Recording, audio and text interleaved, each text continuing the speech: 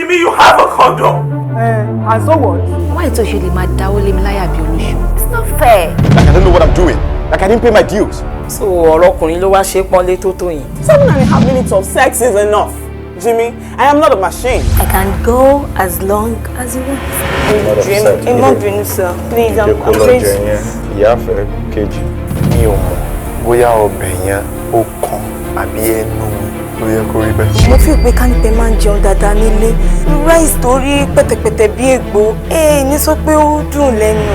Olúwa ò tí ì ní regain gbogbo exhausted energy. Ọkùnrin kan á tún sọ wípé òun wà satisfied. It's really preposterous. You are simply trying to play God. You want me to beg for it and I won't do that.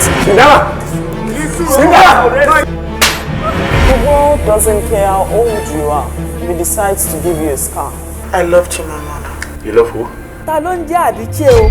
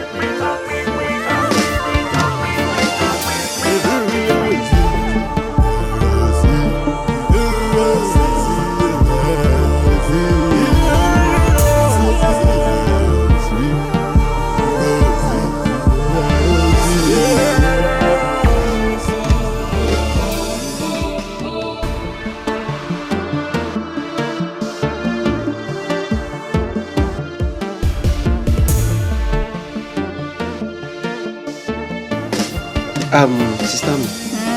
Èmi bá ní pé ká mú ilé because ṣé mo pé ọkùnrin ló mọ nǹkan tí ọkùnrin ẹgbẹ́ ẹ fẹ́.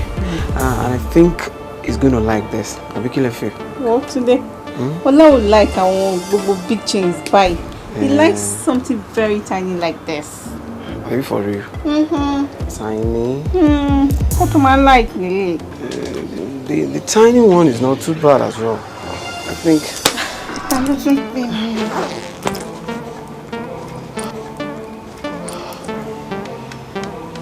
Hello, honey. Of course, Mushu, I'm back. And I have a very big surprise for you. No, Moni surprise. Moni Pedele. Okay, I love you too, babe. Bye. Auntie me, she just can't she can't get it so much. change it, come on. Mo ní ṣé o like it. Yeah, it's okay. But it's something God don't like it. 35,000 àbí. I did it for you. Mama, I'm doing something.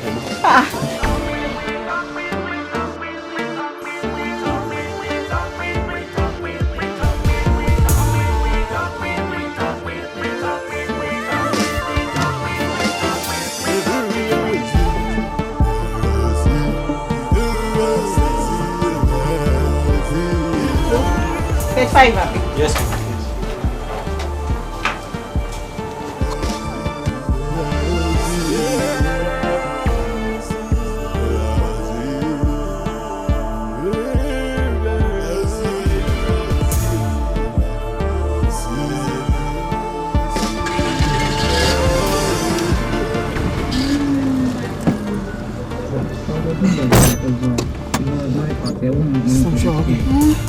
Kílẹ̀ tí wàá sáré wá sí mọ́tò wọn.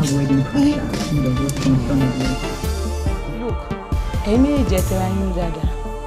Ẹni tó bá jí necklace ẹ̀mí méjì, máa advice yín kẹ́ múlẹ̀ o. Àìjẹ́bẹ̀, chairman ti sọ pé máa hand over yín fọlọ́pàá yín méjì. Èmi ò mọ kankan pẹ́ o. Mi ìmọ̀ anything nípa Ọlọ́run gbọ́. Ìwọ sọ pé wò mọ kankan nípa ẹ̀. Eléyìí náà sọ pé wò mọ kankan nípa ẹ̀. Ìwọ ni kò sọ̀rọ̀ ṣe mo mọ̀ pẹ́. Ta ló wá mọ kankan nípa ẹ̀ láàrin méjì? Mo mọ̀ pẹ́ ni. Anyway, mo kúkú dúpẹ́ lọ́wọ́ náà pé mi ò sí around. Mo ṣe èdè ni. Ẹ mọ̀ pé 2 weeks ni mo lọ fún leave mi. Ẹ̀yin méjèèjì ẹ lọ tẹra yín ẹni tó bá jí necklace yẹn nu yín kẹ́ tètè á jẹ́wọ́. Ṣé a máa ń pè yín? Ó yá. Rí dárí.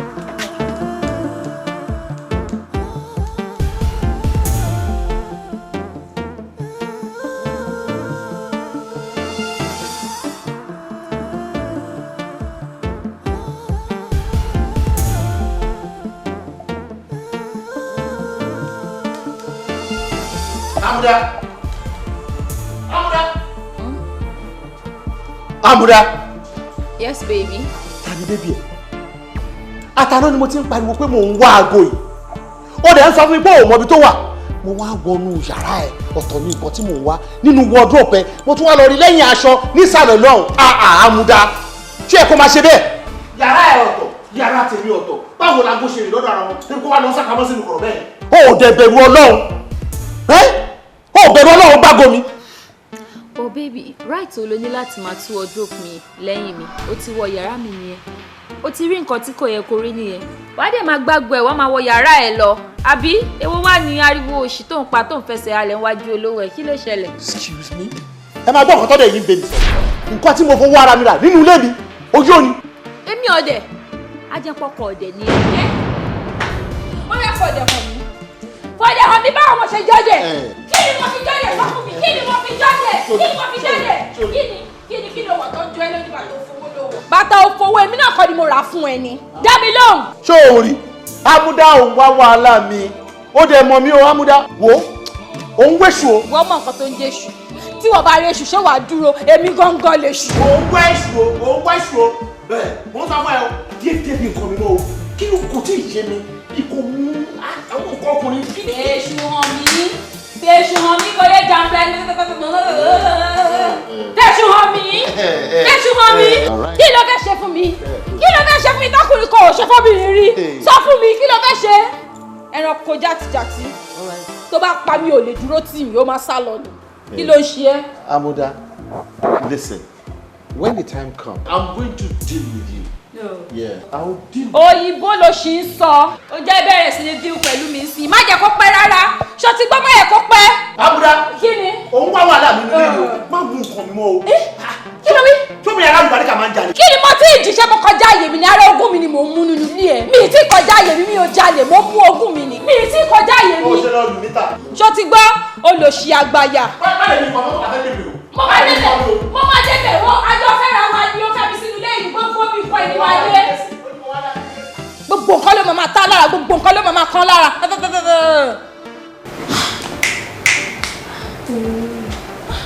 Ọmọkùnrin dání ní ti promise ẹ̀yìn lápò yìí o. Ṣé bó ṣe mú kúrò ní yàrá mi ni? O ṣáà tí mú kúrò nílé. Jẹ́wọ́ bí mo ṣe jẹ́ fún ọ. Stupid man.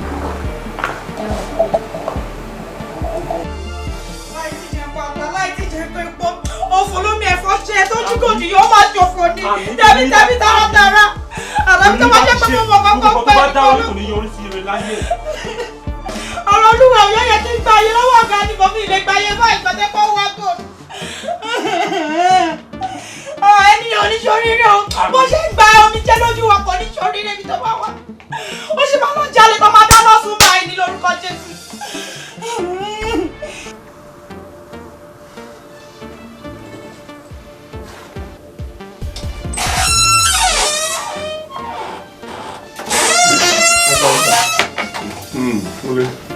Báwo? Hello. Yes, sir. I'm on it. Yes, sir. Fine. Hello, sir. So, you are all right? Well, okay, sir. You sure? Yeah, plenty, sir. Kunle ra epo ti gbàgbé iṣẹ́ tí mò ń ṣe. Èmi máa ní a couple of days ni mo ti observe pé nǹkan ṣe. Àná tó pè mí gan, mo discover lóhùn ẹ̀ pé worry nǹkan gangan. Kí ló ń ṣe? Lóòótọ́ ni, sir. Ẹ wo, àwọn staff mi ló jí gold kan. Gold now they're worth millions of naira. For a few days now, àti ń wá àdẹ̀rí. Mo ti lo gbogbo nǹkan tí mo ní láti fi threaten wọn kan jẹ́wọ́. Still, wọ́n kọ̀. Mo ṣì rò ní bá máa fi ọlọ́pàá gbé wọn. Olúwa sọ pé fẹ́ lọ bọ́lọ́pàá fún. Ní tí máa ń sọ fún yín family nìyẹn. Gbàtẹ́ nírú èmi tí mo head irú special agency bẹ́ẹ̀ tó dẹ̀ mọṣẹ́ tí mo ń ṣe. Á dára láwọn pẹ̀lú àwọn ọlọ́pàá. Oh, it is what I will do. Mo ní káwọn boys mi take over investigation yẹn. Bẹ́ẹ̀ nǹkan tí wọ́n máa ṣe wà fún mi ní gbogbo details tó ṣẹlẹ̀. But ṣe bẹ́ẹ̀ ní photograph necklace yẹn. Wà fún mi yẹn náà pẹ̀lú iye tó worth. Àwọn olúwàǹbí iṣẹ́ látàrọ̀ dalẹ̀. You know all the details tá a bá ní. Ẹ ṣé, sir. Ṣé ètò ṣe mọtí ni? Ṣọ́rẹ́ o ọtí ò lè lé nǹkan kan lọ wọ́n lọ worsen situation ni. Ẹ ṣé, sir. Ben, how are you? Fine, sir. Yes.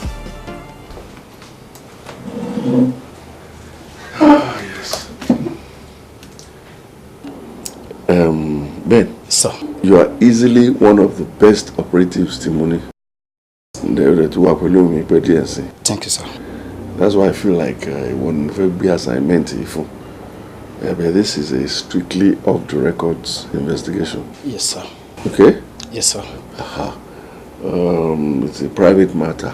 But my friend go handle it. Why should I handle our official investigations? All right, sir. All right? Yes, sir. Good. Now, to Vashele, to the shape no ife, wagbadumi. Oh yes. Sir, I'm promising ma ṣètò bẹ́ẹ̀ ṣe fẹ́. If possible, ma tún ṣètò bẹ́ẹ̀ ṣe fẹ́ lọ. Good. Now, so what to pay? Kọ́kọ́ allocate mo bet. Mo rántí, sir. Consider that one done. Thank you, sir. So ma send the information and say online later. All right, sir. Just prepare immediately now. All right, sir. Now, this will strictly be between the two of us. Yes, sir. But team Hello. Yes, sir. Now, can you trust those boys? Only trust one, sir. Yeah, sir. You can trust them. Okay. Strictly off the records. No problem, sir. All right. Yes, sir. Sir, what is the worth of the missing necklace?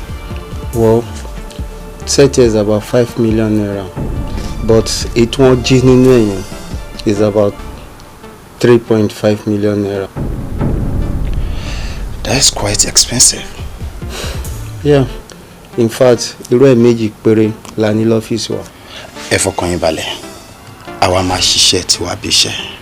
Ṣé gbọ́? Ẹ jẹ́ kí n tètè bẹ̀rẹ̀ iṣẹ́. Okay. All right. Yeah.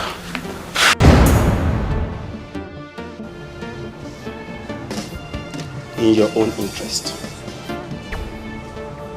my advice is méjèèjì kẹ́ má waste time ara yín. Ẹni tó bá mú necklace tá ń wá yìí nínú yín, my advice kẹ́ jẹ́wọ́ before it's too late. Sir, mi ò mọ kankan pa necklace yẹn, Ọlọ́run gan rí inú mi mọ kankan o. To God, I know nothing about it, sir. Wọ́n sọ pé òun mọ kankan pa ẹ̀. Eléyìí náà sọ pé òun mọ kankan pa ẹ̀. Ṣé ní jẹ́wọ́? ẹ̀wọ̀n lẹ ń rí yìí ilẹ̀kùn ẹ̀wọ̀n ló ń sílẹ̀ fún yín yìí mo ń sọ fún yín yá jẹ́wọ́. eré lẹ pé ọ̀rọ̀ tó wà nílẹ̀ yàbí. You want the hardware? No, sir. You want the hardware, right? No, sir. You want the hardware, I'll give it to you. That is what they want. Màá sin ẹ̀yin méjèèjì dé bèbè o. Hey.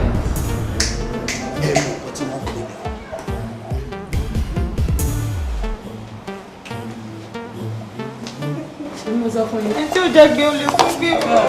Ṣé mo sọ fún yín? Wo ẹ̀wọ̀n yín báyìí. Orí omi lẹ ti máa ṣe. Ẹ̀wọ̀n lẹ ń wò yìí. Ẹ má jẹ́wọ́. Ẹ sọ ètò múlẹ̀ kí èyí. Ẹ ká sọ. Ẹ ká sọ máa. Ẹ ká sọ báwo lọ jà. Adúpẹ́ ẹkújọ́ mẹ́ta. Ó yẹ dọ́dá kọ́sítọ́mà lóhùn. Olùyá mi o.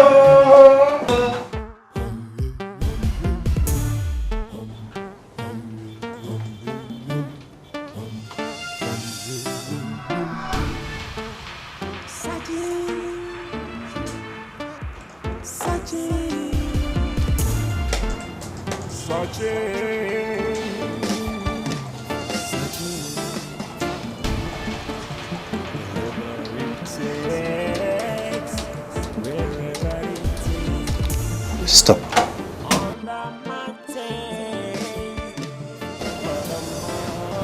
Movement looks suspicious. That guy, right?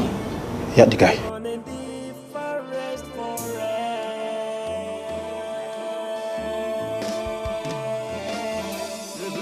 Rewind. Okay.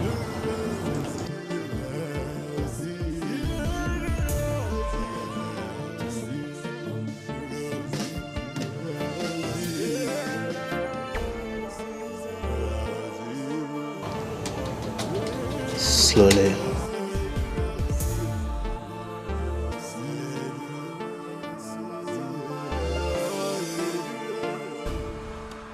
Focus on the mirror.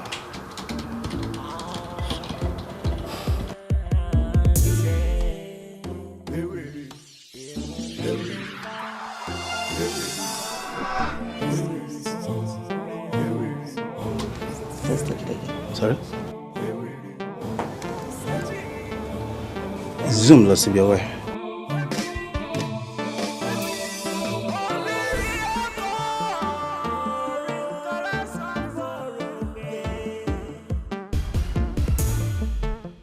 Zoom.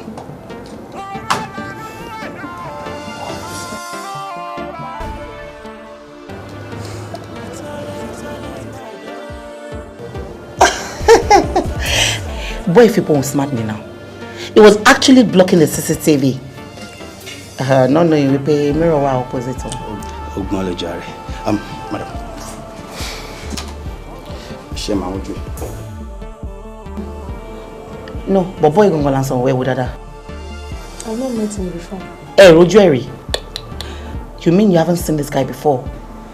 I mean, we pay ever notice Oju boy Eri? You see around enjoying more and leave. Oh, okay. I see. Anyway, I do pay follow we pay. What if you Oju actually be on buy? Shall you pay on lomu eru tenwa? But she mu necklace and gbogbo lo am buy. So, this new development, you know what no second. Having this now, I'm gonna need total support. No problem. I'm gonna feel more boy. Shetibo. Only time one year. Okay. Yeah, grab the picture. All right. Thank you, ma'am. Yes, All my right, ship take on care. you. All right, bye-bye.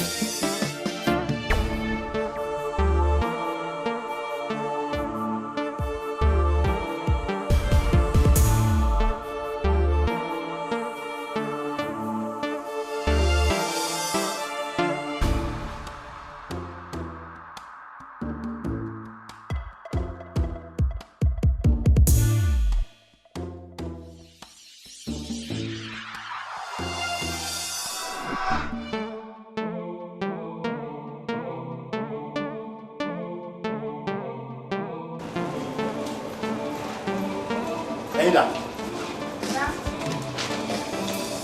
Look at these pictures carefully. Look at them carefully. Who are these people? Talarakunrin, Talobìnrin yìí. This particular lady, she bust down the shop back with 5 minutes. Hold on. This lady? Yes.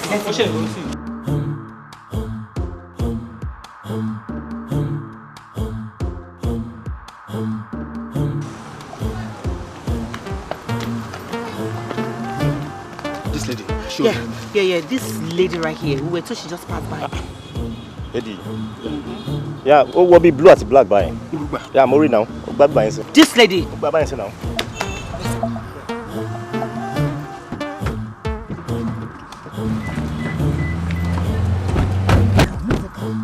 We need to get the hell out of here. Move it. Lady, you are black, right?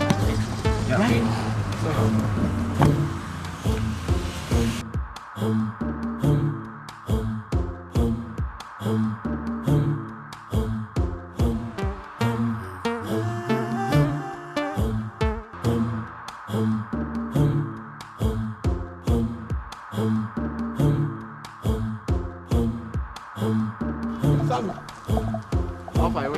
Wọ́n má kí mi jàre, ìwà àdójútì ni ẹ̀dá yìí.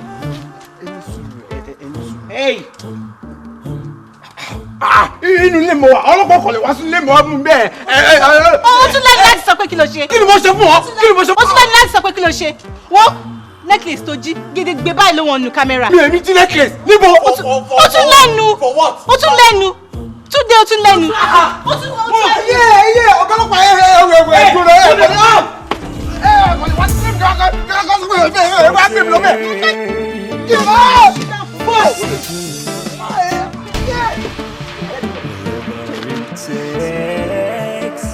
wherever it is, on the mountain, bottom of the sea.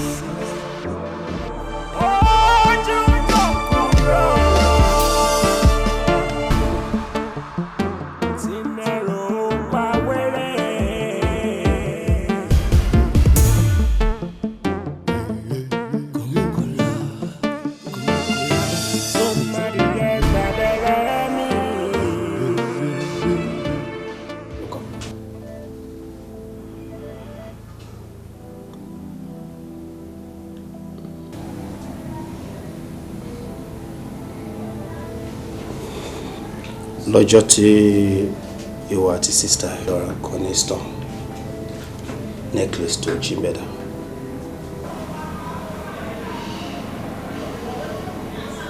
Did you hear him? Iṣẹ́ iṣu mi. Iṣẹ́ iṣu mi. Bravo. Where is the necklace?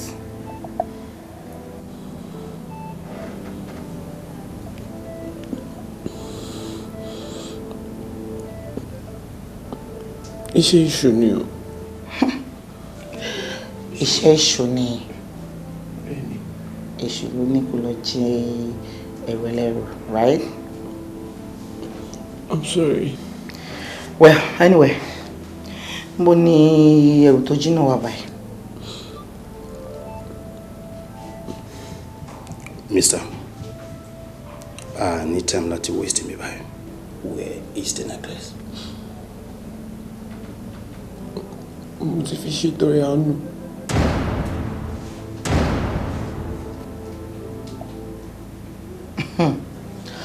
You mean to tell me wípé o fún èèyàn ní nǹkan tó jí? Ta ló fún? Ó fi ṣàánú mi. Mo ní ta ló fún ṣẹ́ni náà lórúkọ ni.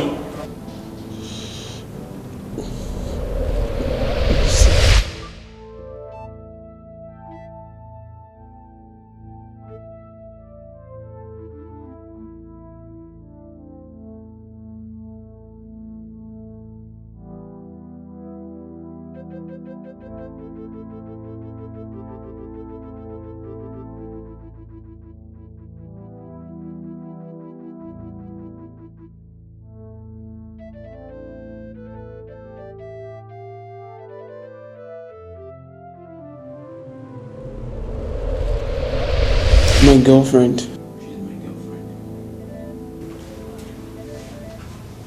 What?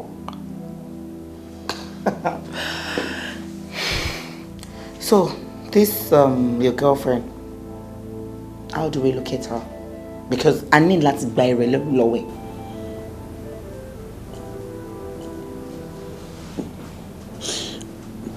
Ibẹ̀ ni problem wà o.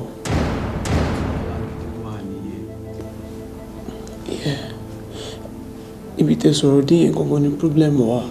Kí ni wàhálà tó wà bẹ́ẹ̀? Bísí sọ fún mi wípé necklace tá à ń sọ̀rọ̀ ìgbà ẹ̀ òun ò rí mọ́. Must be a joker. Wọ́n jí kí ni?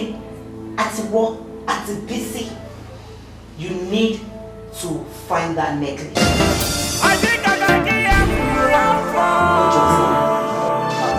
No jokes. So, pẹ̀lú gbogbo ọ̀rọ̀ tó sọ sílẹ̀ yìí pátá, ta ni wọ́n lérò pé ó lè mú necklace náà wáyé?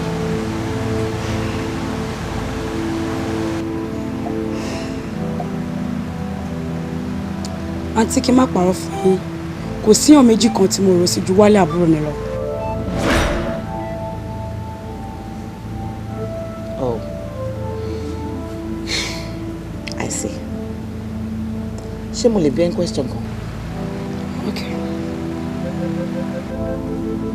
Kí ni reason tó ṣe feel wípé àbúrò ẹ ló máa mú necklace yẹn? Àǹtí, kò sí bí èèyàn ṣe lè nígi lọ́gbà kó má mọ orí èso tó máa so.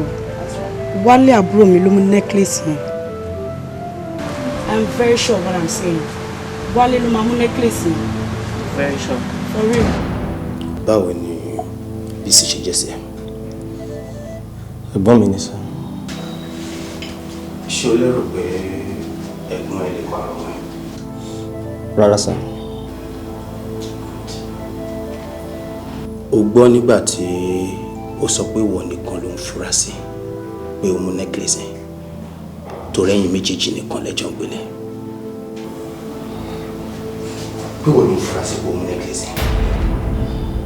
Yes or no? Bẹ́ẹ̀ni sir. Good. My advice ẹ, look up. Kó má bàa fìyà jẹrẹ púpọ̀.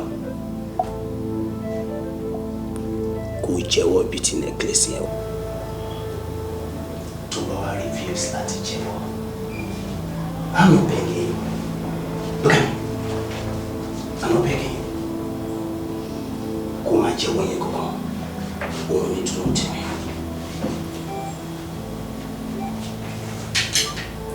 Màá kọ́kọ́ fi ìbọn fọ́ kókó ẹsẹ̀ méjèèjì.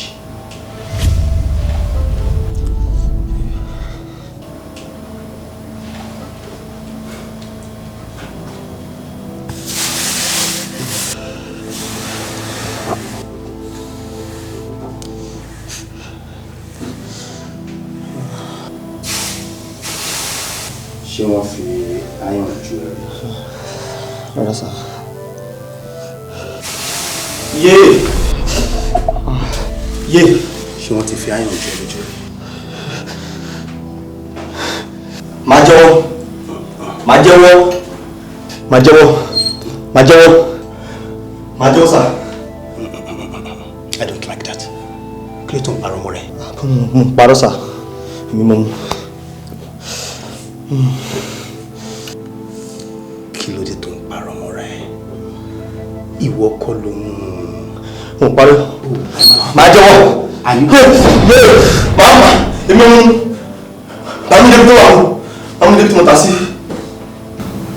Ìwọ ló mú. Bẹ́ẹ̀ni sir. Àní ìwọ kọ́ ló mú. Ìwọ kọ́ ló mú.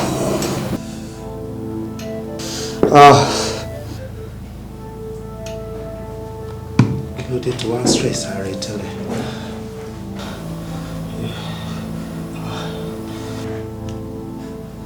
Níbo ni necklace náà wà? Ibi tó wà lọ́rùn. Mo ti ta but mo ti gbà wípé mo lè mú débẹ̀.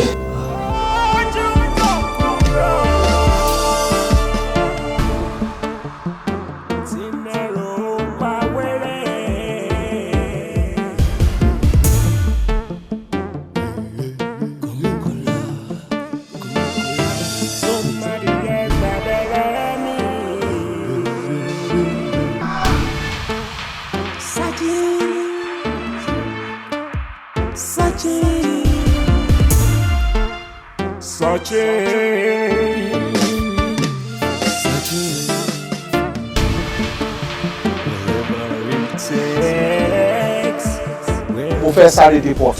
Okay, sir. Tí anybody bá béèrè mi say like kàn padà wá in 3 hours time tó bá wá lè padà wá ikú wọn rí mi ní ọ̀la. Sir, àwọn ní Samato tí mo ta ṣe fún. Samato tó ta ṣe fún ni. Bẹ́ẹ̀ni sir. Ẹ má bínú ẹjọ́ o láti bo. Sir, ṣé ẹ̀yin ni wọ́n pè ní Samato? Èmi ni mo ń pè ní Samato. À ń ta mọ́tò mi bẹ́ẹ̀ ẹjọ́ láti bo lẹ̀. All right, you have to come with us now. Kí ló ṣẹlẹ̀? Tẹ́ bá débi tá à ń lọ, ẹ mọ nǹkan tó ṣẹlẹ̀. Move. Kí ni reason? Kí ló ṣẹlẹ̀? Move, my friend. Ṣé kìí ṣe kó ṣe? Move. Kí ló ṣẹlẹ̀? Move. Hey, Mr. Man, move. Move it. Move.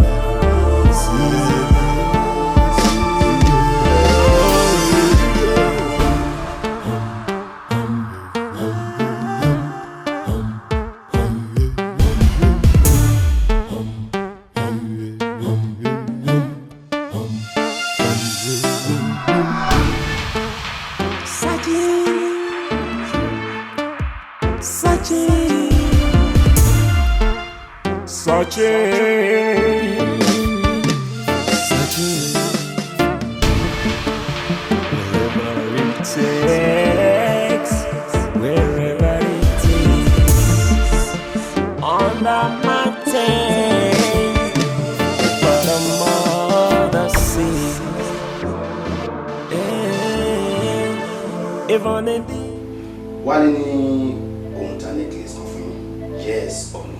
Yes, ó ta fún mi. Necklace Wálé ta fún mi. Ẹ wò lè. Yeah! Ẹ wò lè. Mo gbé. Ìwọ. Níbo ni necklace náà wà? Ẹ wò lè. Wà nínú yàrá wa.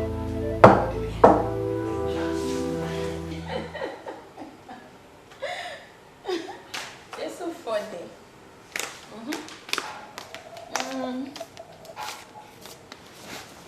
Excuse me. Say that again. Wọ́n wá lè pọ̀ jàre. Okay, kò sí wàhálà.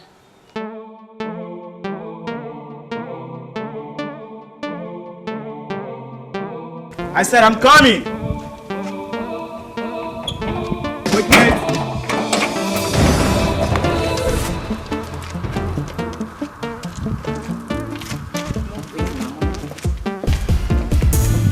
Any move.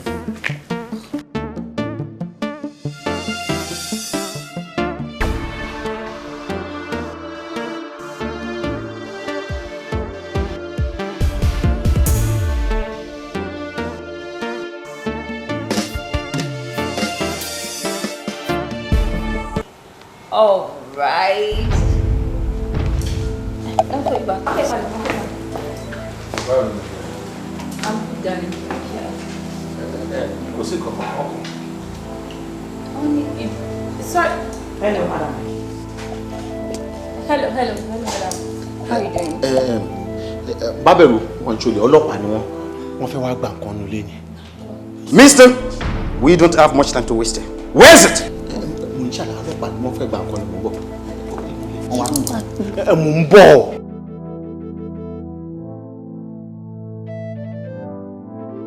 Kí ló wà nílé? What's inside? Kò sí mọ̀ bọ̀. Hope you're fine.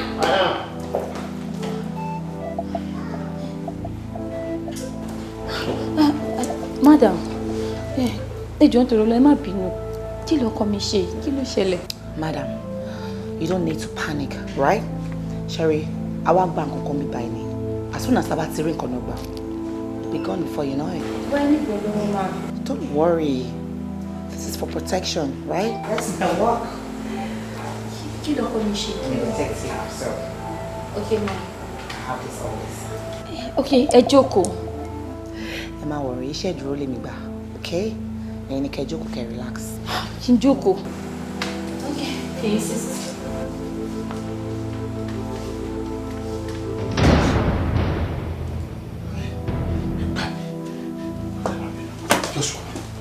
Where is the necklace?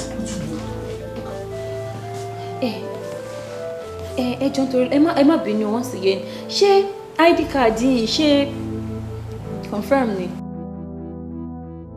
Sure. I'm a detective. Ọkàn mi balẹ̀ dé jẹ́ ń wọnú ilé kí n sáré lọ. Any sùúrù, madam. Kí ló tẹ̀ ń stress ara yín? Mo ní kẹ́ jókòó. You don't have any problems with us. Ṣé bí òun lè yàn sí yín? Mo ní kẹ́ feel relaxed. Pè ní. Don't worry, we're just doing our job, okay? Have your seat. Okay, I will. I'll jókòó. Okay, jókòó. Ẹ mọ̀ tó ṣẹlẹ̀, gbogbo bí ìrọ̀lá ti jọ túlẹ̀ kan, ṣùgbọ́n mo rò nǹkan kan, ìyàwó mi ló gbé. Bẹ́ẹ̀ ni, ẹ lọ tẹ̀ nínú dáadáa, tẹ́ bá tẹ̀ nínú ajẹ́wọ́, bẹ́ẹ̀ ṣé ń wò tó rí jẹ́jẹ́ ó burú gan tẹ́ bá gbà mú dáadáa. Ẹ̀yin mi ò lẹ́jọ́ ń gbé nílẹ̀.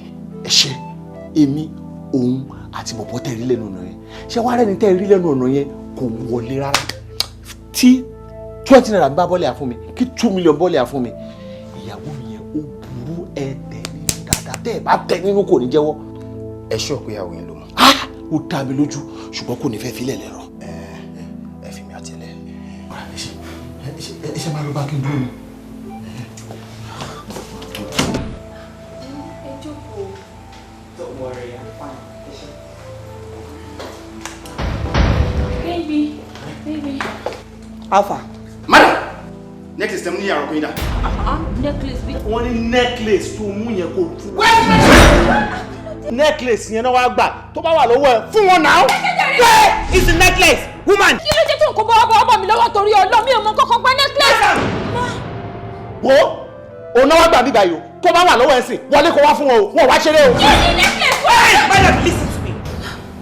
We are here for a purpose. Wow. Nǹkan tá a wá gbà yẹn kálá rẹ̀ mú ni. We won't have any problems with us. But madam, we're talking. But nígbà tá a ti rí, you would have to come with us. Move, madam. Move. Wọ́n bá wà lọ́wọ́ ẹ̀ fún wọn náà. Wọ́n jẹ́ ní madam. Respect yourself. Wọ́n kò já lọ fún wọn tó bá wọ́n fún ẹ̀ náà. Kí ni àríwá kan mú chain nílẹ̀? Madam, move. Move. Move. Move. Move now. Ó yá nìṣó. Ó bí ìmọ̀ kọ̀ọ̀kan pa ẹ̀. Ìmú kọ̀ọ̀kan. Move, madam.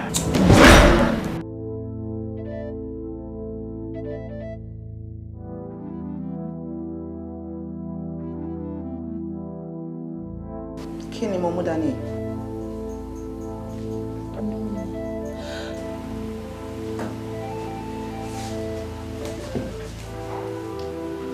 Ṣó mọ̀ wípé mo ní access láti fi iná ìjú ẹ láti irun orí ẹ títí dé ìkànnà ẹsẹ̀. Ẹ jọ̀ọ́. Tí o bá sọ bí a ṣe máa rí necklace náà wáyé fún mi. Tó bá ṣe insist wípé o mọ̀ bí tó wà, I will so deal with you. You're gonna hate me. Trust me.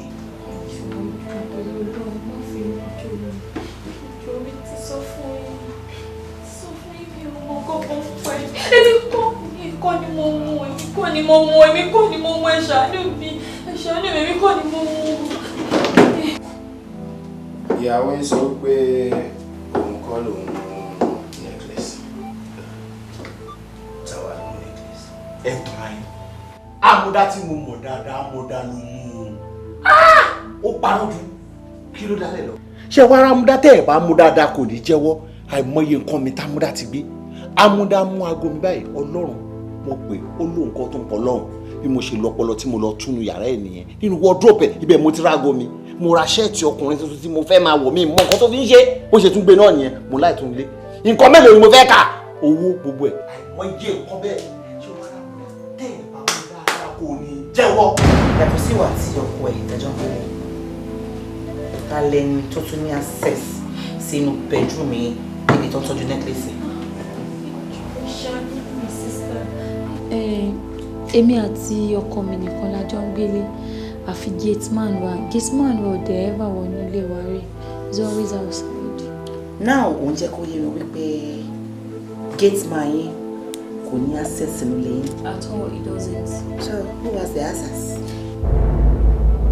Answer me! I'm trying.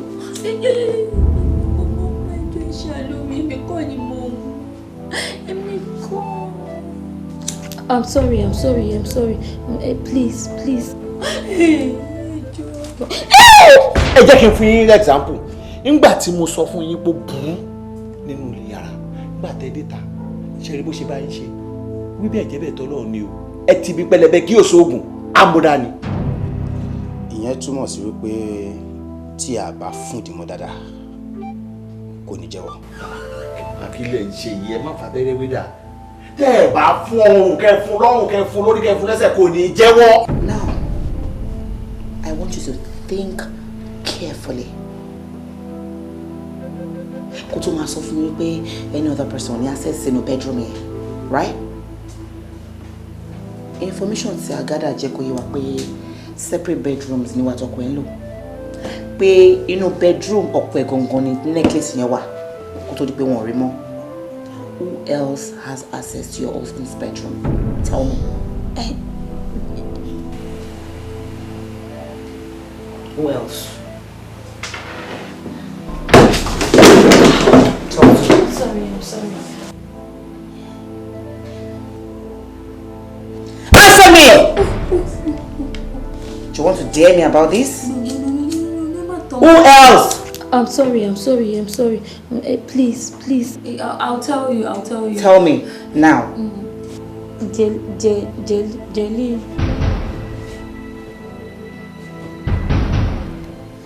Jaleel? Who is this Jaleel guy? I'm hot. You're hot. Fine. I'll get you some water. But first of all, you need to answer these questions. It's very vital. Right? Please. Who is this Jaleel guy that has access to your husband's bedroom? Please. Can I touch? Sure. You can have my hand. I told you. Feel free with me. Tell me, who is this Jaleel guy? You can talk to me, madam. You're safe, baby. Sure, you're safe. That's why I'm with you. Tell me, feel have the confidence. You can talk to me. Okay.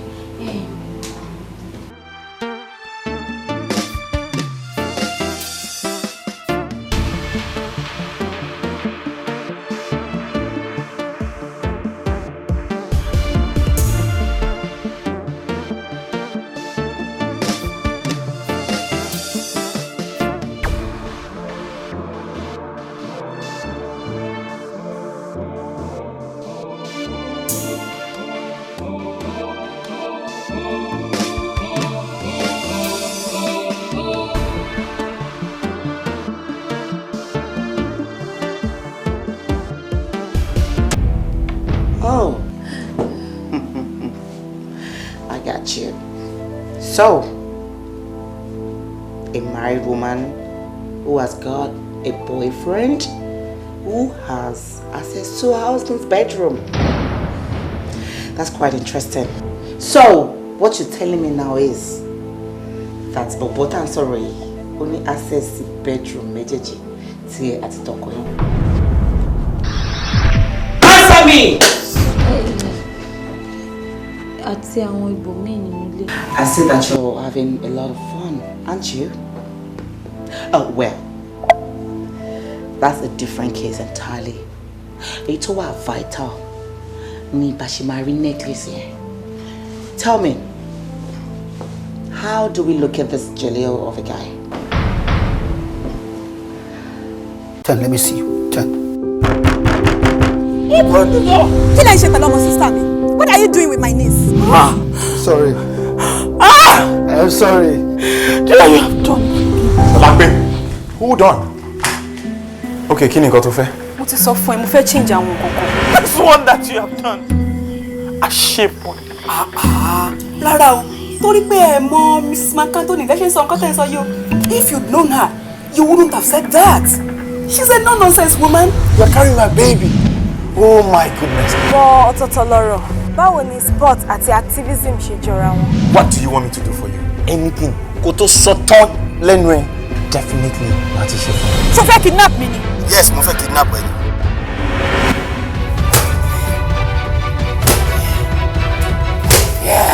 Gentlemen, thank you so much for coming.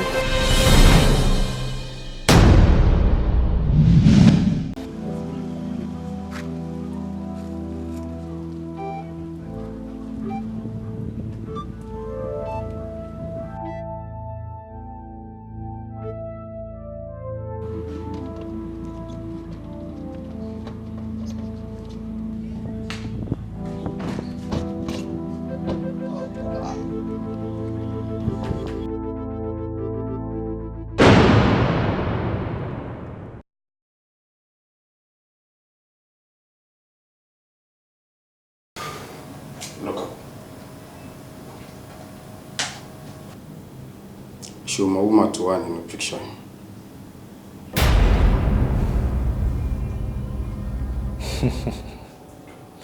Officer, tó bá jẹ́ wípé woman yìí ni,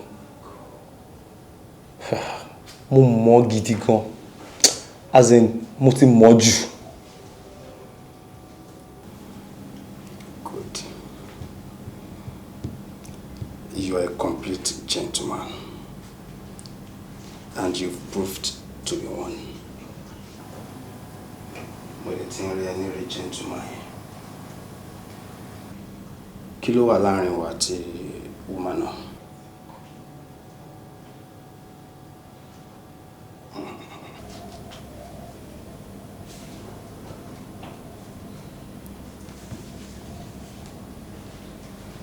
O need láti parọ́ fún wa. Woman náà ti already sọ gbogbo nǹkan tó wà láàrin ẹ̀yin méjèèjì. Mo fẹ́ gbóòótọ́ lẹ́nu tiẹ̀ ni. I'm only searching for something. Kò ní kankan ṣe pẹ̀lú relationship àti ìwọ àti woman yẹn. Anything tó bá sọ fún mi, your secret is safe. Okay. Officer, èmi àti woman yẹn à ń date ara.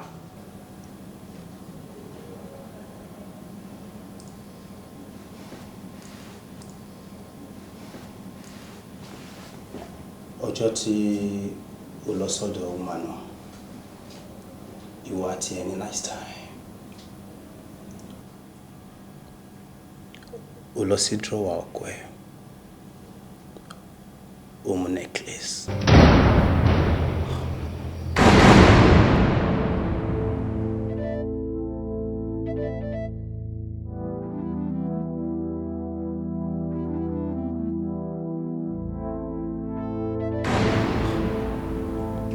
Where is the necklace?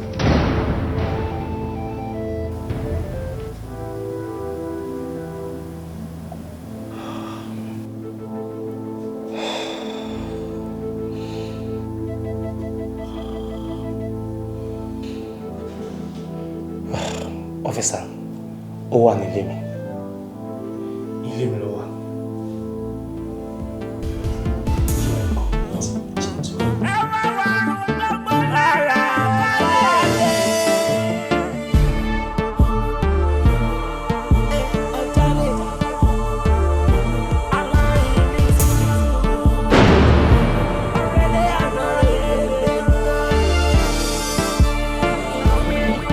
Ọkọ̀ mú wa lọ mú wa bọ̀. Ṣé kò ní particular place tó fi necklace? Officer, ẹ jọ̀ọ́ má bínú. Ṣé rí kò tẹ́ yé mi gan mọ́. Because wọ́n ní pé ó yé mi irọ́ mò ń pa. Ṣé rí ìjọ tí mo mú chain yẹn wọlé, inú ìgbà mo ní kí n fi sí. Wọ́n tún ròyìn pé bóyá àwọn àlejò lè wá mi wá kọ́ lọ ṣeré débi bẹ̀. Wọ́n ní kí n lọ fi sínú drawer ní yàrá. Ibo níbẹ̀rẹ̀ láti tún sìn. Àárí kò yé mi mọ́ bó ṣe rìn, kò yé mi mọ́ rárá bó ṣe wà yìí. Ìwọ àti talejò ń gbénu lẹ̀. Èmi, officer, níwájú Ọlọ́run àti èèyàn, èmi nìkan mò ń gbé ibà, èmi nìkan ni. Tó bá jẹ́ pé ìwọ nìkan ló ń gbé inú bí, talent tó tún sọ̀rọ̀ chain yẹn fún ta kó tó mú wọlé.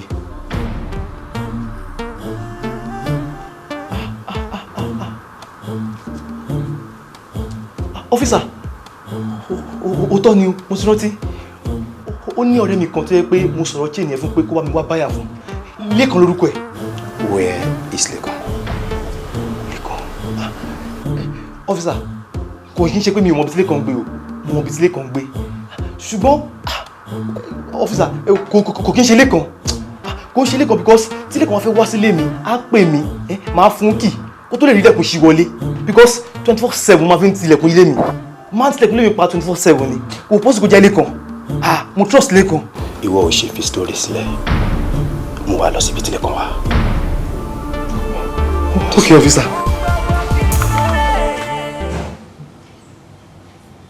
Really?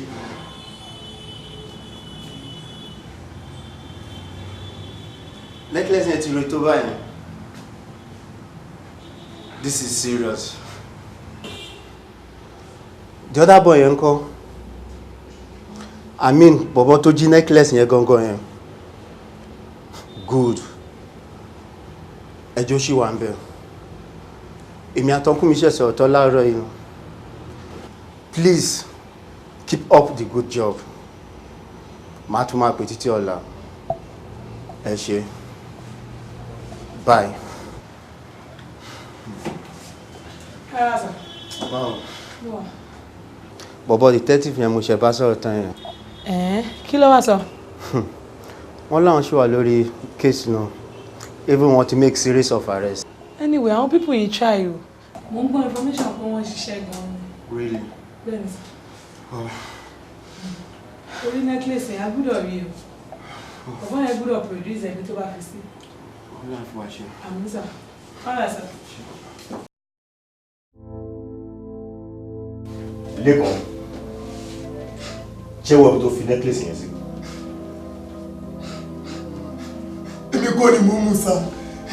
Mi ò lè parọ́ mọ́ra mi. Ìwọ kọ́ ló mú. But ìwọ nìkan ló mọ̀ nípa necklace yẹn. Ìwọ nìkan ló mọ̀ bí necklace yẹn ṣe rìn. Mo sọ fún yín, mi ò mọ̀ kókó pa ẹ. Do you think we are here to play? Ẹ ẹ wá ṣe ní báyìí. John, ó yẹ kí ayọ̀ rẹ ti gbóná. Very well. Bring the iron. Sir, kí lè fẹ́ fi ayọ̀ gbóná ṣe sá? Máa ní kí John kó bẹ̀rẹ̀ sí ní fi jó ẹ láti ojú ẹ títí dáyà ẹ. Kò wá ní dúró níbẹ̀ o because John is a bad boy. Àfi jó ẹ désàlẹ̀. A wá lọ bí ìgbà tá a bá sọ wípé iron aṣọ. A tún wá máa dá padà. Tá a fi padà sẹ́yìn. Àwa wá sọ́wọ́ ẹ. Tó bá dọ̀wọ́ alákọ̀ọ́kọ́, a tún shift. Sọ̀wọ́ ẹlẹ́kejì, a tún máa fi jó. A tún máa fi jó. Màá ní kí jọ. Kó tún fún mi ní plier. Ó ní kí ni máa fi plier yẹn ṣe. Kí lè fi ṣe sá? Mo máa fi yọ yẹn lẹ́yọ̀ kan lẹ́yọ̀ kan tí mo máa fi yọ tiwájú tán. Mi ì tún ní dádúró ń bẹ̀ o. Màá tún wá bọ́ sísàlẹ̀. Màá tún máa yọ lẹ́yọ̀ kọ̀ọ̀kan. Àwa yọ yín lẹ́yọ̀ kọ̀ọ̀kan lẹ́yọ̀ kọ̀ọ̀kan. Do it, John. Bẹ́ẹ̀ni, mo gbé. John, do it! Bàjẹ́wọ̀! Do it! Bàjẹ́wọ̀! Bàjẹ́wọ̀! Do it! Bàjẹ́wọ̀!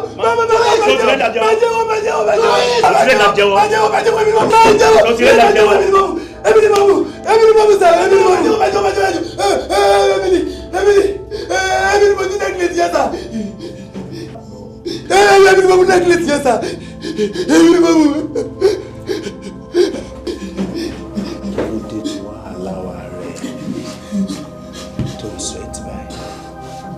Kálí o ti sùn ní ìtẹ́lẹ̀ ṣé mi kan máa pariwo. Mi ò lè pariwo mọ́ ẹ. Jọ àbúrò. Báwo ló ṣe necklace ní yàrá jẹ́lẹ́lẹ́ torí jẹ́lẹ́lẹ́ jẹ́ kó yé wa wípé òun ti ti ilẹ̀kùn yàrá òun báwo ló ṣiṣẹ́. bẹ́ẹ̀ ni sá ní ọjọ́ kejì tí èmi àti jẹ́lí tájọ́ sọ̀rọ̀ nípa necklace yẹn mo wá lọ ṣọ́ọ̀bù ẹ̀ mo wá rí pé jẹ́lí ó bí sí mo wá mú kọ́kọ́rọ́ yàrá jẹ́lí mo wá tẹ̀ mọ́ inú ọṣẹ láti duplicate ẹ̀ sá mo wá dá kọ́kọ́rọ́ yàrá ẹ̀ padà sá bí mo ṣe dàbí ọgbọ́n nìyẹn sá. Very smart. Smart boy. Where is the necklace? Sá ibi tí problem ti wà nìyẹn sá. Kí ni problem tó wà bẹ́ẹ̀? Ṣé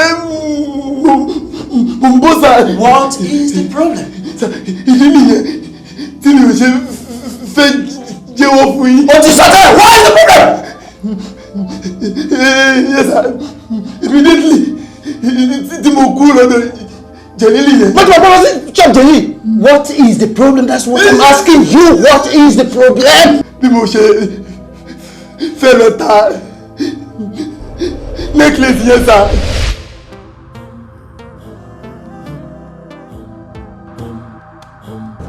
Suwere o ti yé yín o pé mi bá ẹ fà o bá wa sọ̀rọ̀ sí ìwọ ń dá sí. Kí ni kò sí fún mi chẹ́ǹjì mi? Kò Suwere fún mi chẹ́ǹjì náà jẹ́ ọkùnrin ọmọ ẹjọ́ òfò. Ẹyẹ yá ti dàtí. O ṣe tó bí wọn lórí. Ẹ bá ṣe kó dára ní mọ́tò yìí ṣá. Wà á láyé ó dà pé wèrè wà lórí àbí. Kí ló tiẹ̀? Ṣé wọ́n bá wọn sọ̀rọ̀ sí wọ́n jáde kejì kẹ́yà láìjà ẹ̀ ni? Àbí ó dà ọ̀gá mi. Ọ̀gá mi sọ́kọ́ ṣe kó wà lórí ìṣá. Olórí burúkú ni ọ́. Kí ló ṣẹlẹ̀? Ọ̀gá yẹn lò ṣe wọ́n ọ̀gá ìṣá. Tó agbẹ́jà ló lẹ́nu. Kó o kò sí èrè. Ó yá bọ́lẹ̀. Bóyá yà wá. Everybody get fucking down. Ọ̀gá yẹn lò sí ló ṣe ìṣá. Kí ni mo borí burúkú yọ ọ̀gá yẹn lò? Ẹ bọ̀ bí wàá rẹ̀ ó yẹ kọ́dọ̀ kọ́dọ̀.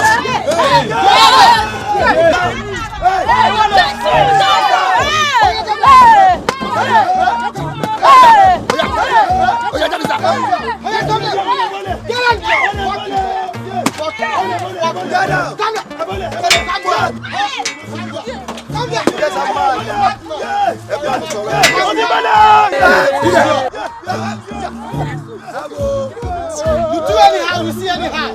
Bastard. Hey, ọba kò yá dàgẹ́.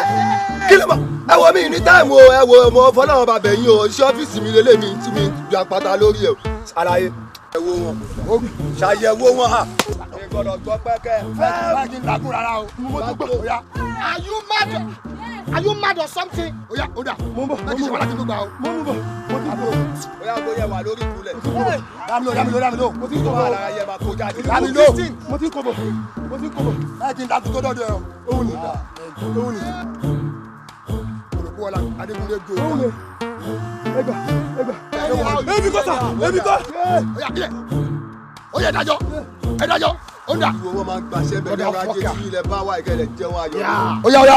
Òkè Jẹ́ tó kù. ẹrù Mi gbọ́dọ̀ gbàgbé wà lórí ìkúlẹ̀ kẹ́mà kó tó bá wà lára yín jáde. Oya pápápá.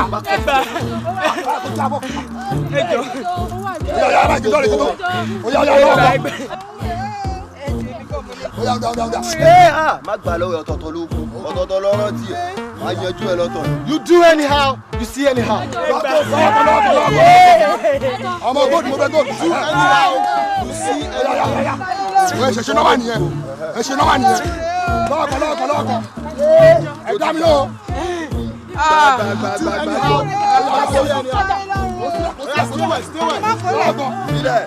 Lọ́ọ̀kọ̀. O ti wà kó fóun. Páàsì ẹ̀ sí. Okay. Adimi. Ha, my God, Láyọ̀.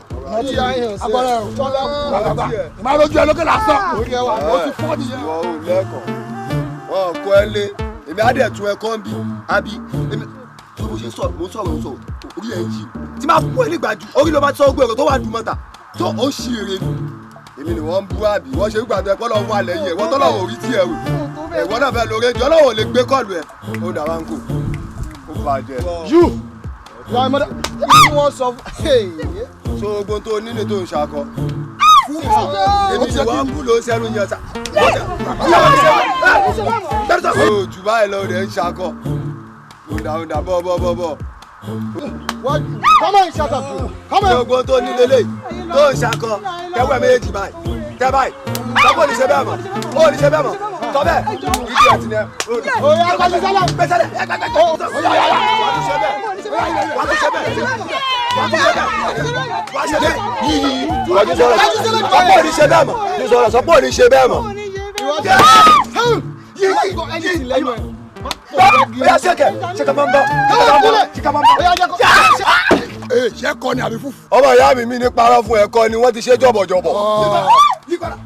Àmàlà tó yí ṣé kẹ̀ dára. Ó ní kúrò ilẹ̀ Hey guys, do anyhow if you see guys. Alaye, Yamalonsia. Guys, let's move. Oye ẹ̀kọ́ ọmọ yàrá yìí, move it. Sir, bó ṣe jẹ́ nìyẹn.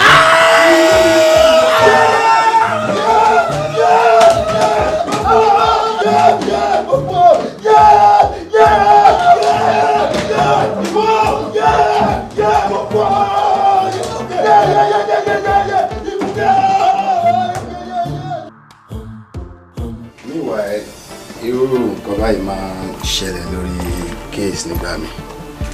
Àti ìgbọ́dọ̀ lose up. A sì máa gbìyànjú ẹ má jẹ́ ká bọ̀kan jẹ́.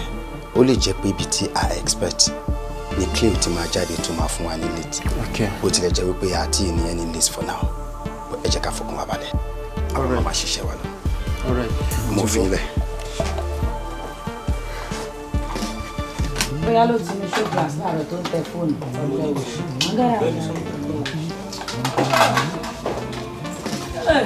How are you? Ṣé kò sí problem? Àwọn ọjà tó ọ̀dà fún ṣọ́ọ̀tì kó wá. Gbogbo ẹ̀ náà ti kó wá mà. Ṣé ti kà á? Bẹ́ẹ̀ ni mà, òun ló kà. Yes, ma, complete ma. O sure? Everything complete. Ọlọ́run ní jẹ́ ká jẹ gbèsè. Ẹ sure? Ẹ sure? Báwo dẹ̀ ní sales lẹ́nu? Ẹ káàsán. Ẹ káàsán. Ẹ kò jẹun. Àwọn ni ṣe ìṣòro sójú mi ṣá. Àwọn tí ojú yín. Ṣé chairman wà around àwọn ni mo wá rí? Ṣé kò sí? Kò sí problem, kò fẹ́ rí wọn. Ẹ sure? Kò sí problem. Okay. Mo ń bọ̀ ẹ. Yes ma. Ṣé ti yẹ gbogbo ara ẹ wò bóyá nǹkan kan ò dé? Ẹ̀gbọ́n olè kọ́ ni. Àánú ẹ ṣe mí tó bá tún jí nǹkan wá jọ gbé yín lọ́tẹ̀ yìí. Ẹ ní sùúrù mà tó dé, ṣé nǹkan jù? Àti ẹ̀rù mi ń kánjú.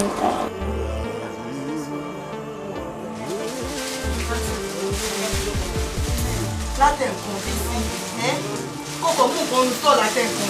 Ẹrù pọ̀ lórí ẹni màmú láti fẹ́ láti máa gbọ́n rẹ̀. Ọmọ jù máa. Ìyá tó jẹ ẹṣọ́ ọ̀pọ̀ ọkọ̀ bá ti máa ń gbà. Ilẹ̀ lórí ìwé ẹ̀gbà sí ẹ̀.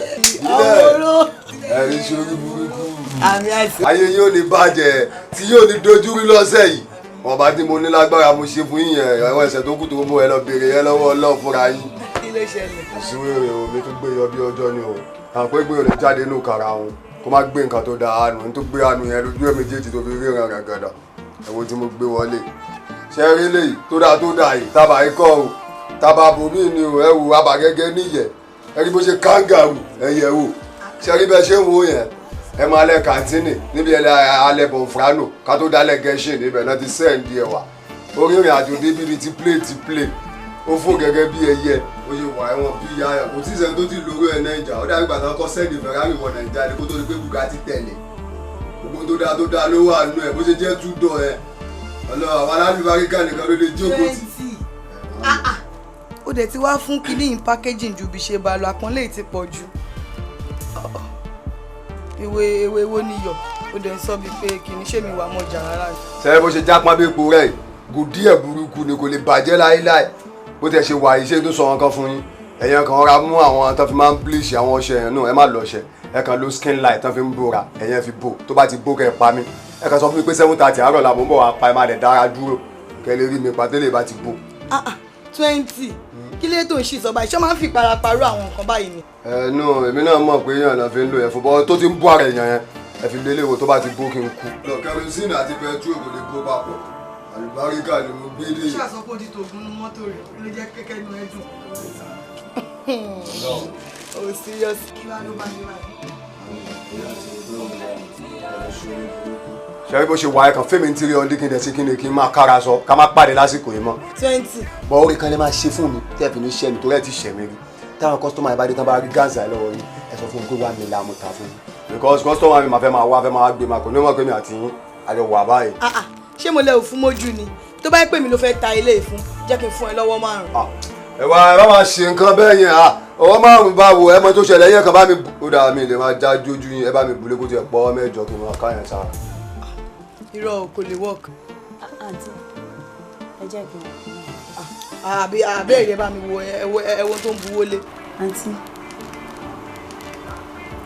orí kìíní wà lọ. ẹ ṣoríire ẹ̀yin náà rí ẹ ń wo ukù ẹ̀yẹn ibi ukù yẹn ó dàbí ukù gangan ó gbé nǹkan àánú.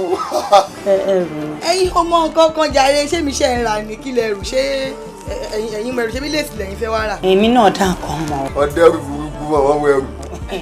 mo dá mọ̀. 20 kí ló ṣẹlẹ̀ báyìí. ẹ dúró náà. ẹ dúró. àlùbáríkà. ẹ dúró náà jẹ́ tún.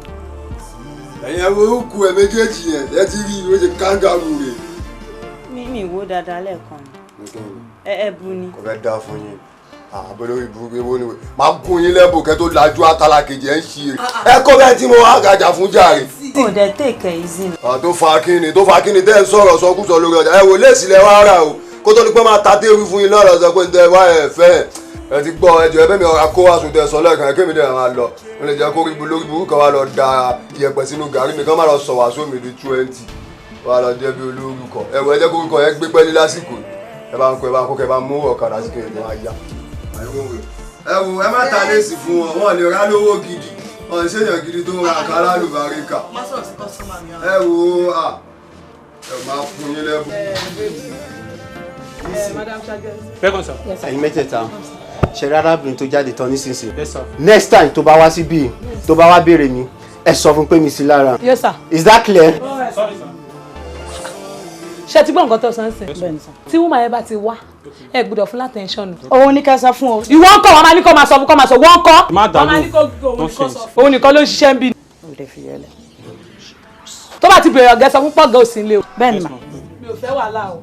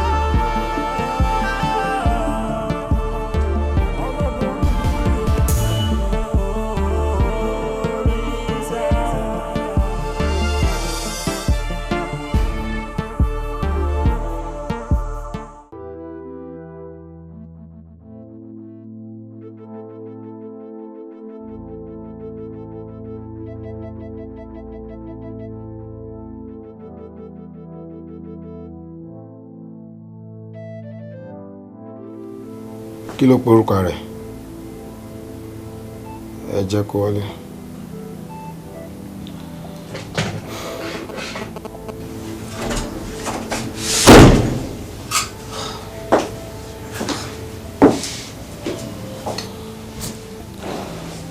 Bímbọ́ báwo ni. wà á kẹ́ dúró náà kí ló ṣẹlẹ̀ no kí ló ṣẹlẹ̀ tó jẹ́ pé mò ń pè é láti jẹta ó pì kọ́ mi. Case kan ló fún mi ní problem. Mo ti wà lórí case ó ṣe díẹ̀. Mi ò rí ojútùú ẹ̀. Ó dẹ̀ mọ̀ pé tí mo bá wà lórí case báyìí tí mi ò bá tí ì rójútùú ẹ̀, ó máa ń ṣe mí bí ìgbà tí mo sick ni. Ó máa ń ṣe mí bí ìgbà tí nǹkan kan ṣe mí lára ni. I just don't understand myself. Ó wà lórí case. No, sọ fún mi, ó wà lórí case. So títorí case ló ṣe pick call mi. Ó fẹ́ fún mi ní heart attack. Àbí tó dẹ̀ mọ̀ bí mo ṣe nífẹ̀ẹ́ sí. Bimbo, I'm sorry. Ṣorí Kése, look at me, Bimbo. Kése, ó ti dé level wípé kò sí any lead fún mọ́. Mi ò lè sọ pé the next step tí mo fẹ́ take lórí Kése ni. This necklace is giving me problem. Mo dẹ̀ gbọ́dọ̀ wá this necklace, mo gbọ́dọ̀ wá bọ́tà. Jọ̀ọ́ má bínú jẹ́ kàn.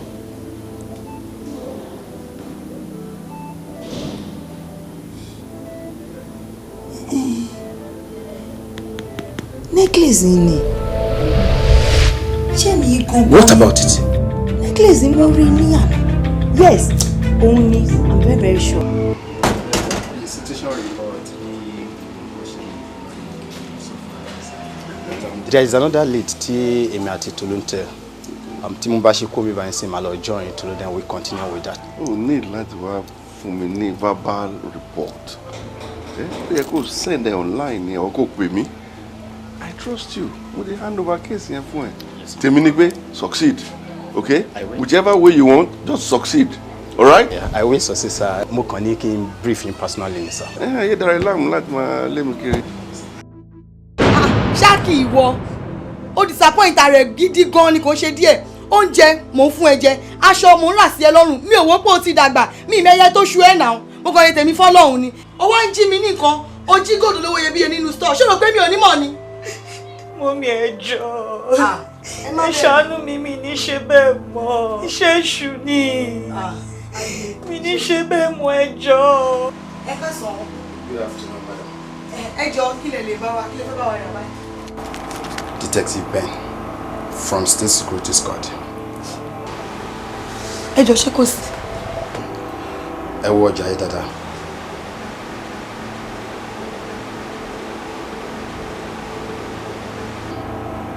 Wọ́n tà fún yín lánàá. Bẹ́ẹ̀ ni àbí bẹ́ẹ̀ kọ́. Ọjà olè lọ́jà tẹ̀ra. Ọjà olè. Ó tó ni mo ra góòdì lọ́wọ́ àwọn. Beautiful. Where is the gold? Ẹ má lọ jìnnà, ó ti ẹ̀dá mi tẹ́dé yẹn. Ṣáàkì, wọ́n ní where is the gold?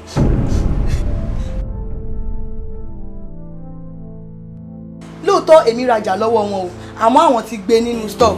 So ó wà lọ́wọ́ tiwọn báyìí. Òun lẹ́yìn tí mo bá wí fún yìí o, ó máa provide ẹ̀. Where is the gold?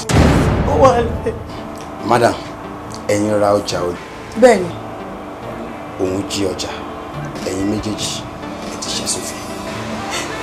A máa nílẹ̀ méjì ní ọ́fíìsì. Ọkọ ẹni sùúrù ó ti jẹ́wọ́ fún yín. Madam. Ọlọ́dẹ. Ẹ máa ní láti tẹ̀lé wá dé ọ́fíìsì. Mo ṣòwò ṣe mo ṣọ́jàrà. Ṣáàkì ẹ nìṣó. Nìṣó. Ó ti jẹ́wọ́. Madam.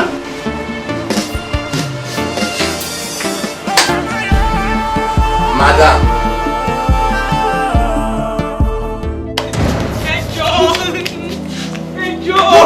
Tí mo bá gbé ẹ lọ́fíìsì tí mo tọ́jú ẹ, wà á jẹ́wọ́. Ẹ jọ̀ọ́ torí Ọlọ́run, inú báàgì ni mo fi sí mi ìparọ́. Ó ṣe wàá mú jáde nínú báàgì tó fi sí. Mi mọ bó ṣe. Yẹ́misí, kí ló ṣe ẹ́? Àǹtí Désọ́lá. Désọ́lá, kí ni wọ́n ṣe fún ẹ?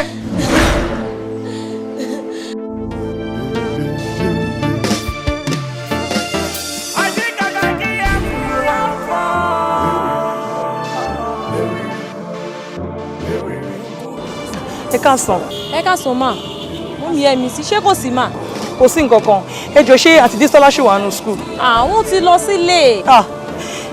Ẹ wo àbí iṣẹ́ mọ bí tí wọ́n ń gbé? Kabiru Street, number 17 ló ń gbé. Kabiru Street? Yes, ma. Ok, ẹ ṣé. Ṣé kò jìnnà síbí? Kò jìnnà, ìsàlẹ̀ ń bíbá yẹn ni.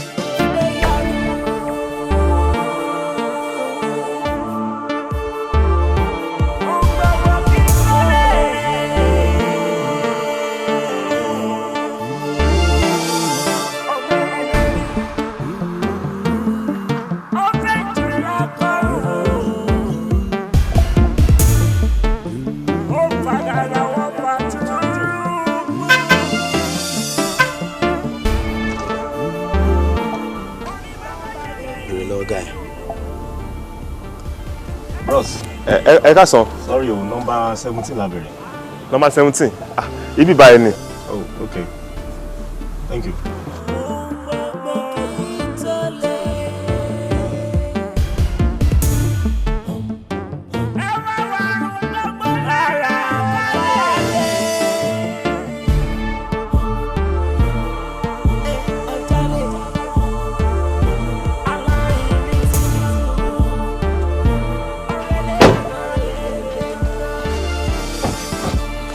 Bọ̀dá ẹ káàsán. Ẹ káàsán. Ẹ jọ̀ọ́ àǹtí Dísọ́lá la béèrè. Ṣé kò sí pẹ̀lẹ́? Kò sí. Wọ́n wà nílé. Ẹ wo ẹ jọ̀ọ́ bó ni yàrá wọn? Ẹ̀rẹ́ wá ti wọlé ń sìn. Yàrá kẹta lápò sí ẹ máa rí nẹ́ẹ̀tì báyìí lẹ̀. Ìrẹ̀ ni rárá. Stay.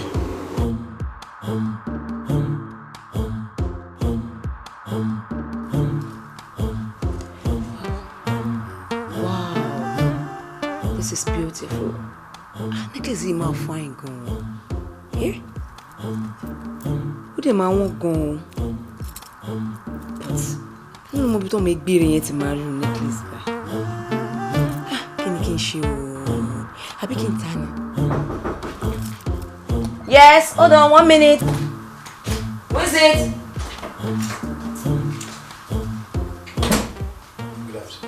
Good afternoon. You must be Dísọ́lá. Yes, what can I do for you? Detective Ben from State Security Squad. Okay. Necklace tó gbà lọ́wọ́ Mọ́lá Rẹ̀dà. Necklace? Mo gba necklace kankan. Necklace tó gbà lọ́wọ́ Mọ́lá Skuda. Jesus. Where is the necklace? Hold on. Jesus.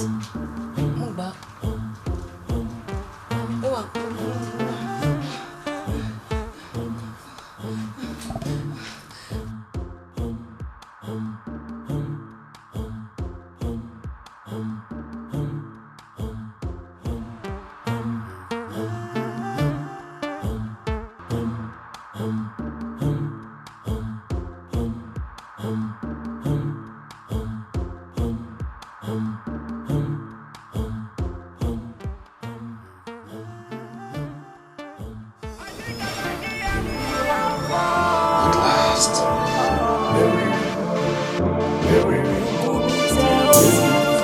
You are under arrest. Arrest? What for? Madam Shalewa, àwọn wo ló tajà olè fún yín? Irú ibi tẹ́ wà yìí ò ń ṣe ibi tó yẹ kẹ́ wà. Ẹ̀yin ẹ jẹ́wọ́ àwọn tó tajà olè fún yín ibi tá a ti lè mú wọn ká dẹ̀ fi yín sílẹ̀ kẹ́ máa lọ. Ọ́físà, gbogbo nǹkan tẹ́ ń béèrè ló yé mi. Ibi tẹ́ béèrè dé gan, ó yé mi débẹ̀. Ṣé rí àwọn guys ní ìmọ̀pọ̀ lè ní wọn? Wọ́n sọ fún mi pé ìyàwó guys làwọn làwọn máa ń gba ọjà lórí nẹ́ẹ̀tì ni.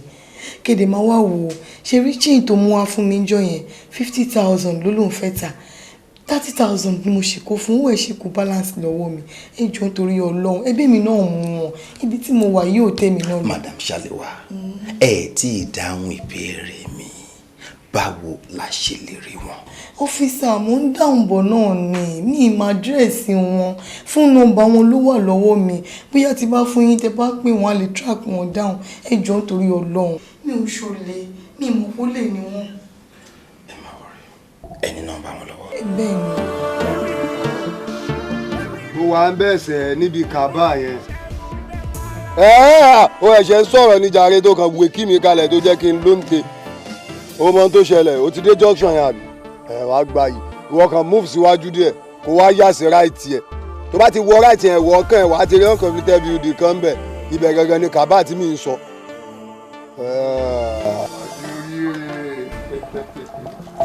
ta ló ń bá sọ̀rọ̀. ìwé la mọ ẹbí ní Ọ̀yọ́ òye mo sọ fún ẹ pé alájẹ tí wọ́n ń ta nǹkan fún tí mi tẹ òògùn yẹn ó sẹ́ẹ̀dẹ̀ nìkan wá pé yẹn náà fẹ́ rajà. ok ìwọ̀n kún ló ń bá sọ̀rọ̀. ọ̀gbẹ́ni má lọ gbé nǹkan gbẹ̀yìn mi o. nígbà tí mi ìyá rẹ̀ máa ṣe gbé nǹkan gbẹ̀yìn Ọlọ́run máa jẹ. mo trust ẹ náà. wọ́n máa tòkè òfin àwọn ẹlẹ́gbà kankan mi lè fi ẹ́ lẹ̀. If you move, I shoot you. Stop. ọmọ ìyá mi má ṣe nǹkan bẹ́ẹ̀ yẹn o Ọlọ́run. Stand up. ọmọ ìyá mi má ṣe bẹ́ẹ̀. Turn. gbọ̀rọ̀ yóò ti le tó báyìí náà. Now turn to your left. I'm left. Okay. Stand up.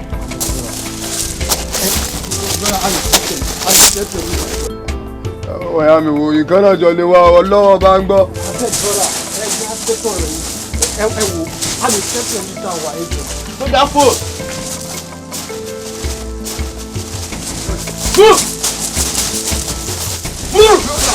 ọmọ ìyá mi wo nǹkan náà jọ lè wá Ọlọ́run bá ń gbọ́. owó bó ṣe ń wò mí oníṣègùn jọ lè fi àti ẹ̀ àjọ gbérin ni. òwò tó bá wà mí dọ̀la tó bá wò mí ṣe láàrin èmi náà lè dàbí ìwọ̀. gbogbo àwọn ọmọ tí yóò gbẹ̀tọ́ láwọn ìṣòrí burúkú tàbí ọmọ abẹ́ lé wọn. ojú ẹ̀ ti ń le wo èmi mo mẹ́sẹ̀ ó lè ẹlẹ́gbẹ́ mi tọ́ lórí àpáta máa bẹ́ kó wọn lọ. ó lé jù gan.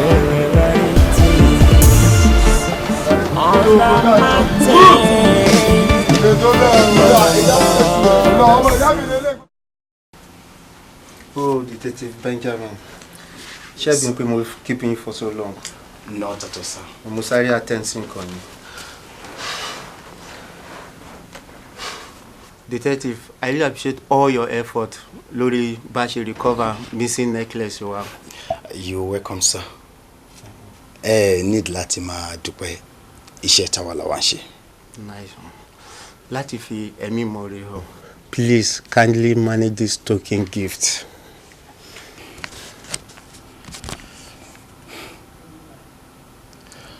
Thanks so much, sir. I really appreciate it. Once again, thank you very much. You're welcome, sir.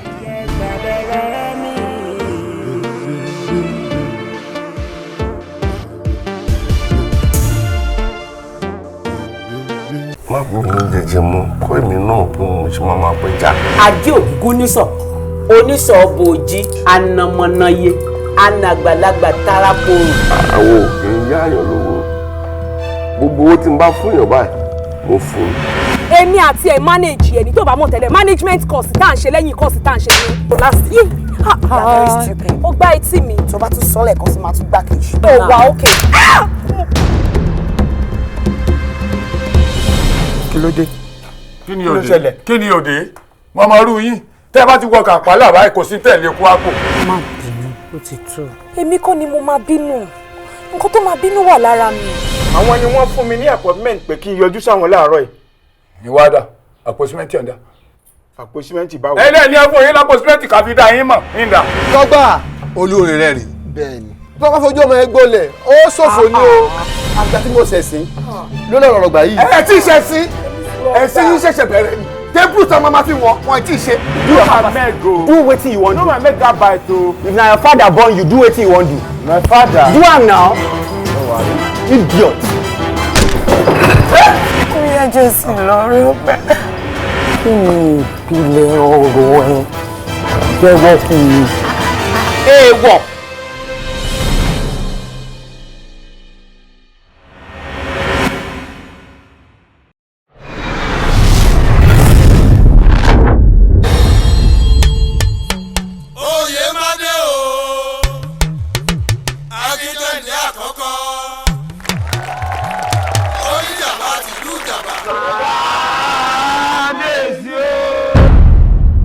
I am Oyemade Adeoye, Akitende one of Ijaba land. All I want is rapid growth for this kingdom. Arábìnrin tí ẹ̀ ń wò yìí, Mojísọ́lá lórúkọ rẹ̀. Mojísọ́lá ni ó wà ní ìcháàjì gbogbo àwọn obìnrin láti máa mú inú àwọn olóyè dùn pátápátá.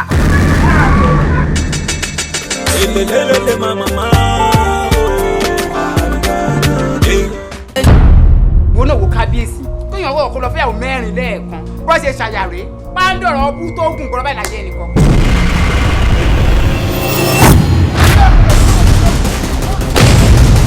Ó ní káwọn pípù yẹn rí o jáfe nílẹ̀ yín làwọn fẹ́ lò. Bí wọ́n bá fẹ́ gun lébẹ̀ mi wọn ò ní gbọ́ o kán fòṣà ọjà bẹ̀ mi wọn ò ní gbà. Jẹ́ kí ni jẹ́ kí nǹkan yé ẹ. A máa lo ilẹ̀ yẹn.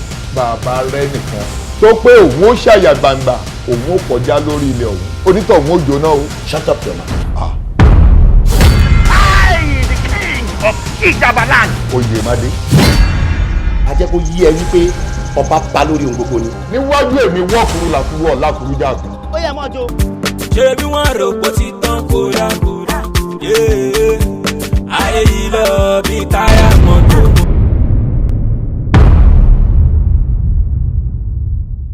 Ìyá lólu tọ́jú mi, tí ń tọ́jú mi ní kékeré. Ẹ̀yìn rẹ̀ ló fi pọ́n mi, ìyá kú iṣẹ́ o. Ọlá mi! Oh my God! Happy birthday to you. Happy birthday to you, Fisayo. Happy birthday to you. Number 1 kò ní kọ́lọ̀. Number 2 ó gbẹ ṣòro níbi sasa straight. Ṣọwárí number 3 kò fine rárá. Kò sí elédùà kankan lórí ìtẹ́. Jimmy, you have a condom. And so what? Why tó ṣe lè máa dáwọ́ lé mi láyà bí olóṣù? It's not fair. Like I don't know what I'm doing. Like I didn't pay my dues. So ọ̀rọ̀ ọkùnrin ló wá ṣe pọ́nlé tó tó yẹn. 7.5 minutes of sex is enough. Jimmy, I am not a machine. I can go as long as you want. Jimmy, I'm not doing sir. Please, I'm please. Ìyáfẹ́ kejì mi ò mọ̀ bóyá ọbẹ̀ yẹn ó kan àbí ẹnu mi ló yẹ kó rí bẹ́ẹ̀. Mo fi pé kánìpẹ́ máa ń jẹun dáadáa nílé. Rice tó rí pẹ̀tẹ̀pẹ̀tẹ̀ bí ègbò. Ní sọ pé ó dùn lẹ́nu. Olúwa ò tí ì ní regain gbogbo exhausted energy. Ọkùnrin kan á tún sọ wípé òun wà satisfied. It's really preposterous. You are simply trying to play God. You want me to beg for it and I won't do that. Sindara! The world doesn't care how old you are. It decides to give you a scar. I love Chimamanda. You love who? Ta ló ń jẹ́ àbíkẹ́ o?